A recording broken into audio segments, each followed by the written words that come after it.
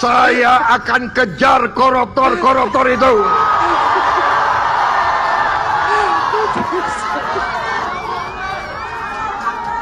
Bila perlu sampai ke Antartika, Arktik. Omongannya gedabrus. Alah, entut berut. Hei, para koruptor atau yang merasa pernah mencuri dari rakyat, kalau kau kembalikan yang kau curi, ya mungkin kita maafkan. Tunggu dulu, aku mau jawab. Tapi kembalikan dong. Nanti kita beri kesempatan. Cara mengembalikannya bisa diam-diam supaya nggak ketahuan.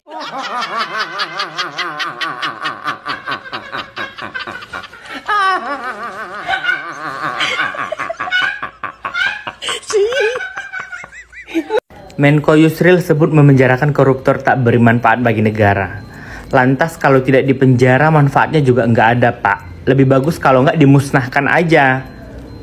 Yang koruptor itu dimusnahkan dari muka bumi ini. Atau pakai hukum rimba. Yang koruptor tuh kasih ke masyarakat, biar masyarakat yang menghakimi, Pak. Gimana, setuju Bapak? Lama-lama nih ya, lama-lama. Wajarlah jika Yusril dan juga Bahlil sangat setuju dengan apa yang menjadi rencana Pak Prabowo ingin memaafkan para koruptor. Apalagi dengan cara diam-diam tanpa diketahui oleh rakyat Indonesia.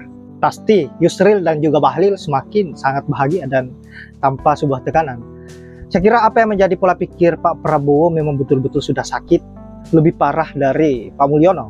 Negara kita bukan lagi menjadi negara hukum, tetapi menjadi negara pemaaf. Bayangin saja, koruptor mau dimaafkan, disuruh mengembalikan uang dengan cara diam-diam biar tidak ketahuan. Maksud Pak Prabowo apa coba? Aduh, ya Allah. Nah, efek apa yang menjadi pernyataan atau usulan Pak Prabowo ini lagi dan lagi menuai respon yang betul-betul sangat menohok dari para netizen, dan Pak Prabowo dinilai betul-betul sangat-sangat miris dengan gaya kepemimpinannya yang lebih memprihatinkan daripada Mulyono. Untuk itu langsung saja kita lanjut dulu bagaimana komentar-komentar para netizen ini. Saya setuju banget sama statement Bapak yang katanya mau memaafkan para koruptor yang mau bertobat dan mengembalikan hasil korupsinya. Tapi kalau saya boleh saran ya Pak ya, selaku bagian daripada warga negara Indonesia, jangan cuma Bapak Pak yang maafin. Seluruh masyarakat Indonesia tuh harus maafin juga. Karena yang diambil tuh uangnya masyarakat Indonesia Pak, bukan uang Bapak. Kalau perlu nih Pak ya, undang seluruh media, ajak koruptornya buat minta maaf di depan media ya. Sampai masyarakat Indonesia memaafkan, terus kembaliin tuh hasil korupsinya. Jadi nggak boleh tuh Pak diem-diem, seakan-akan nggak terjadi apa-apa, Bapak maafin, uang udah dikembaliin, hilang gitu aja beritanya. Karena sekali lagi yang diambil itu uang masyarakat Indonesia Pak, bukan uang Bapak pribadi. Jadi minta maafnya ke masyarakat Indonesia, bukan ke Bapak. Dan juga nih Pak ya, karena kita mengikuti hukum negara Indonesia, jadi hukum yang berlaku harus tetap berjalan Pak. Koruptor tuh hukumannya apa? Ya diikutin aja Pak. Jadi nggak boleh tuh hukumnya malah justru diganti jadi hukum memaafkan. Aha, Prabowo bakal maafkan koruptor jika kembalikan uang korupsi. Padahal dalam delik hukum, dikembalikan pun barang bukti, tetap dihukum. Kasus hukum harusnya tetap dijalankan. Ya, bukan dimaafkan. Ya, mungkin inilah bangsa kita, bangsa pemaaf. Monggo, mari dimaafkan. Kita tidak bisa seperti negara lain. Lihat ini, China eksekusi mati mantan pejabat daerah karena korupsi. Ada sosoknya, nanti bisa Anda lihat di berita. Kalau di negara kita diampuni, di negara lain dieksekusi mati. Itu yang membuat kita berbeda.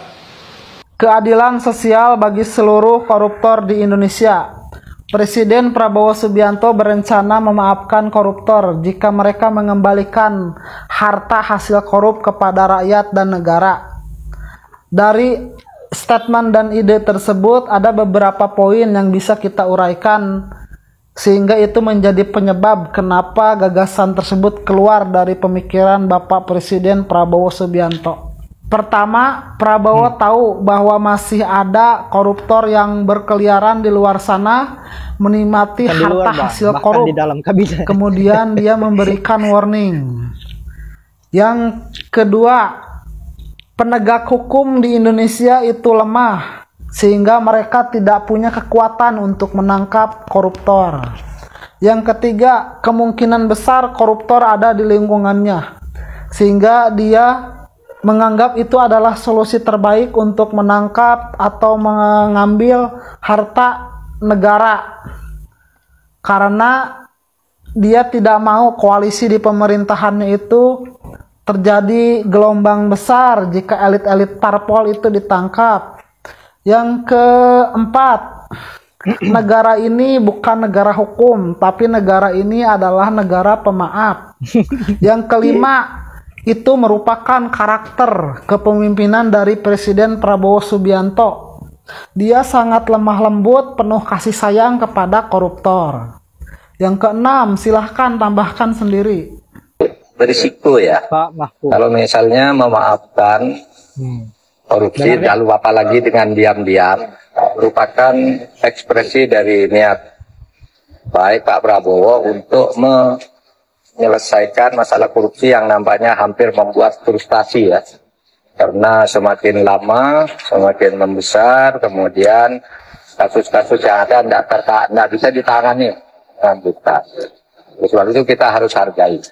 Tetapi menurut saya itu berisiko ya.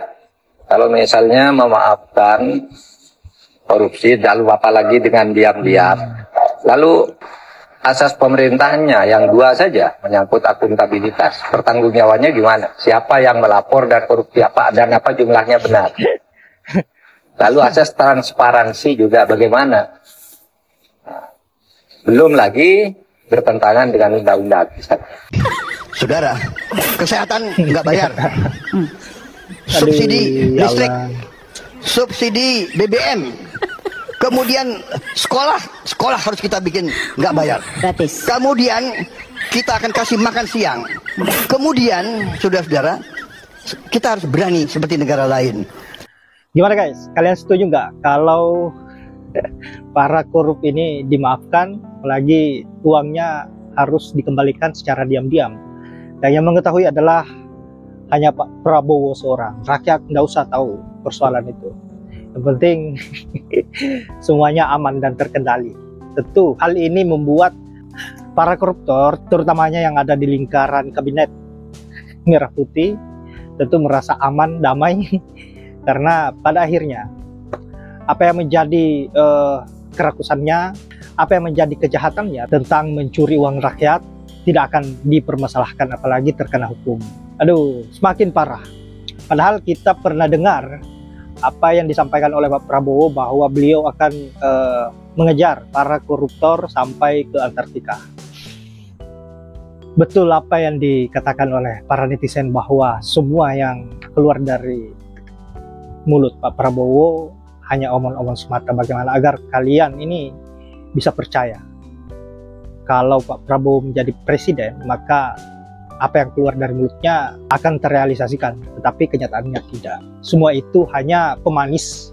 Bagaimana agar kalian bisa percaya dengan omongannya? Setelah itu, setelah kalian memilih beliau, maka yang terjadi lebih parah dari Mulyono. Artinya level ngibulnya sangat-sangat parah dan lebih parah dari Mulyono. Loh. Nah, sahabat-sahabat, saya kira hanya itu, dan terima kasih sudah menyempatkan diri untuk menonton.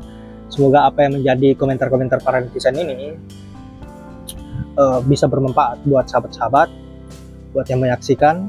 Dan saya akhiri dengan ucapan wallahul muwaffiq ila aqwamit thoriq. Assalamualaikum warahmatullahi wabarakatuh.